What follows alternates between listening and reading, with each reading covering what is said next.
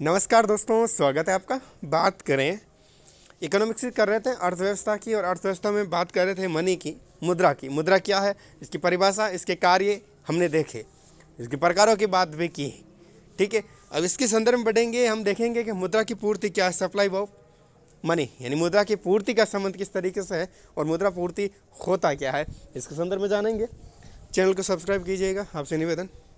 ठीक है, चलिए बात करते हैं। मुद्रा की पूर्ति एक स्टॉक अवधारणा है जो एक निश्चित समय पर मुद्रा के जारीकर्ता तथा मुद्रा के उपयोगकर्ता के पास रखी एक मात्रा से है। एक तो जारीकर्ता, एक उपयोगकर्ता। एक तो जारी करने वाले ने कितनी दी और एक उपयोग करने वाले ने कितनी ली, वही है पूर्ति। देख भाई, एक तो मतलब पूर्ति क्या हो, एक आप मान के चलते हैं, आप कस्टमर हैं और एक बैंक है। बैंक ने आपको कितना दिया और आपने कितना यूज़ किया। ठीक है, आपकी डिमांड कितनी थी और बैंक ने कितना दिया, सप्लाई कितनी हुई। ठीक है, उस तरीके से ये मुद्रा की पूर्ति। मुद्रा की पूर्ति की 4 अवधारणाएं होती हैं। कितनी होती हैं? 4 अवधारणा। ये अवधारणा का प्रश्न जरूर रखिएगा, ध्यान में जरूर पूछा जाता है। ठीक है, चलिए शुरू करते हैं। M1 मुद्रा की जब बात करेंगे तो देखेंगे मुद्रा की M1 अवधारणा में 3 प्रकार की मुद्राओं को शामिल किया जाता है। मुद्रा की M1 प्रकार की मुद्राओं में जो अवधारणा M1 प्रकार की, M1 की अवधारणा में 3 प्रकार की मुद्राओं को शामिल किया जाता है। ठीक है, ये 3 प्रकार की मुद्राएं कौन कौन सी है इसके संदर्भ में देखेंगे। ठीक है, कौन कौन सी सम्मिलित होती हैं 3 प्रकार में। 3 प्रकार M1 जो अवधारणा है मुद्रा की, इस अवधारणा में कौन कौन सी सम्मिलित होती हैं। सबसे पहले देखें, इनमें सम्मिलित होती हैं सबसे पहले जनता के पास रखी मुद्रा, जनता के पास में रखी हुई मुद्रा। ठीक है, दूसरा बैंकों की मांग जमाएं, फिक्स्ड डिपॉजिट आपका होता है, मांग जमाएं यानी सेविंग ऑफ करंट अकाउंट जो आपका है, यानी कि बैंकों की मांग जमाएं। फिर आरबीआई की अन्य जमाएं।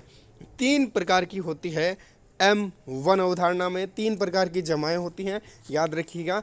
प्रश्न M1 और M3 से आता है, M3 भी बात करेंगे।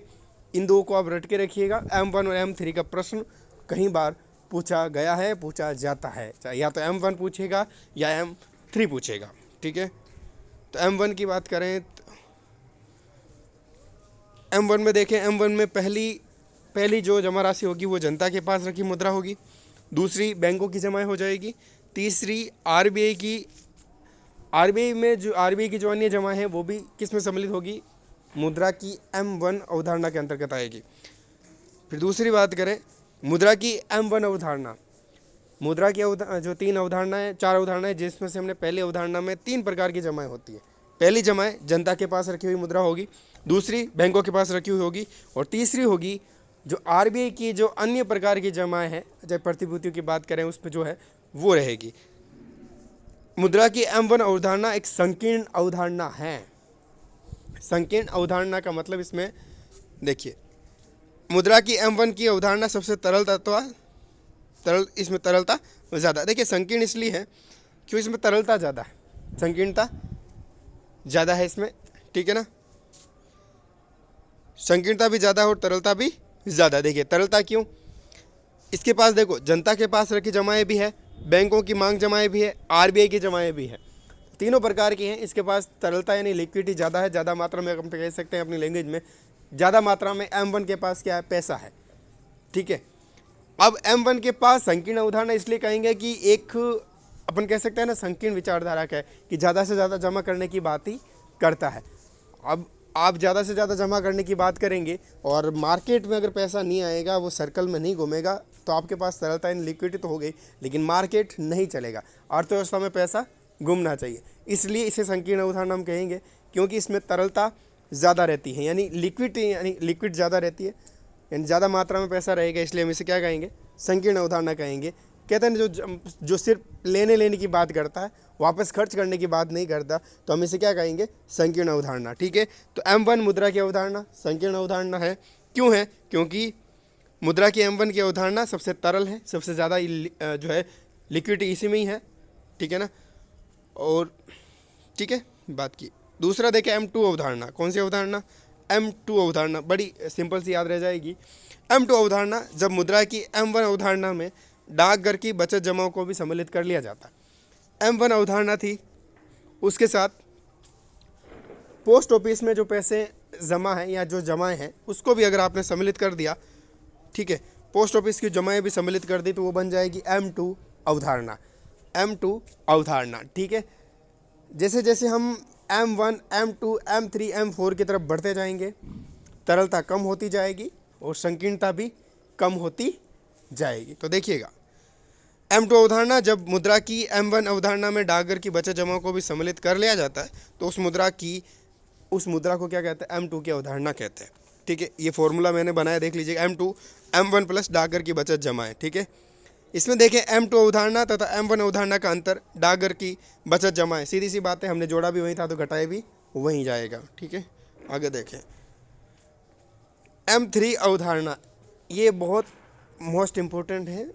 M1 अवधारणा मुद्रा की और M3 अवधारणा, किसी न किसी तरीके से ये प्रश्न जरूर घूमा फिर के आता है। तो M3 अवधारणा को देखें, मैंने इंपॉर्टेंट भी लगा रखा है इसको। M3 अवधारणा, जब मुद्रा की M1 अवधारणा में बैंकों की सावधि जमाओं को सम्मिलित कर लिया जाता है।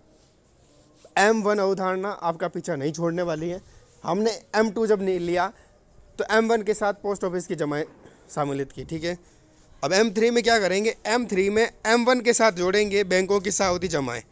बैंकों की सावधि जमाएं जब इसमें सम्मिलित कर ली गई तो वो हो गया M3 अवधारणा, ठीक है। ठीक है, अब आगे देखें, M1 प्लस बैंकों की सावधि जमा हो गई। मुद्रा की M3 अवधारणा एक विस्तृत अवधारणा है। मैंने क्या बोला? M1, M2, M3 की तरफ बढ़ते जाएंगे तो संकीर्णता कम होती जाएगी और विस्तृतता बढ़ती जाएगी। तो M3 की जो मुद्रा की अवस्था है, व्यवस्था जो है, ये विस्तृत अवधारणा है, ठीक है। M4 की देख लें, M4 अवधारणा मुद्रा की M3 अवधारणा में, कौन सी अवधारणा में? मुद्रा की M3 अवधारणा में डाकघर की सभी जमाओं को सम्मिलित कर लिया जाता है। हमने M2 में डाकघर की सभी जमाएं सम्मिलित की थी M1 के साथ। जब हमने M2 को निकाला, M2 की अवधारणा जब देखी तो M1 के साथ अपने डाकघर की बचत जमाएं डाली थी। अब वही करना है इसमें M4 में ये करना है कि M3 के साथ डाकघर की बचत जमा जब हम इसमें सम्मिलित कर लेंगे तो M4 की अवधारणाएं निकल कर आएगी, ठीक है। हमने फॉर्मूला भी देख लीजिएगा, M4 बराबर M3 प्लस डाकघर की सभी जमाएं। दे रखिएगा, मुद्रा की M1 अवधारणा से M4 की अवधारणा की तरफ चलते हैं तो मुद्रा की तरलताओं में कमी आती है। मैंने बताया था, तरलता सबसे ज़्यादा M1 की होगी, संकीर्ण भी सबसे ज़्यादा कौन होगी? M1 होगी। तरलता कम होती जाएगी, M4 की तरफ बढ़ते जाएंगे, और संकीर्णता भी कम होती जाएगी, M4 की तरफ हम बढ़ेंगे, M1, M2, M3, M4 की तरफ, ठीक है। भारत में बैंकिंग व्यवस्था को नियंत्रित करने हेतु 2 अधिनियम कार्यरत है। अधिनियम कभी पूछ लेता है, तो एक तो है RBI एक्ट 1934, एक है बैंकिंग अधिनियम 1949। कौन से 2 एक्ट हैं? एक तो RBI एक्ट 1934 का हो गया और बैंकिंग अधिनियम 1949 का, ठीक है। ये बात थी मुद्रा की अवधारणा की। आगे मिलेंगे अगले वीडियो में। नमस्कार, चैनल को सब्सक्राइब कीजिएगा। नमस्कार।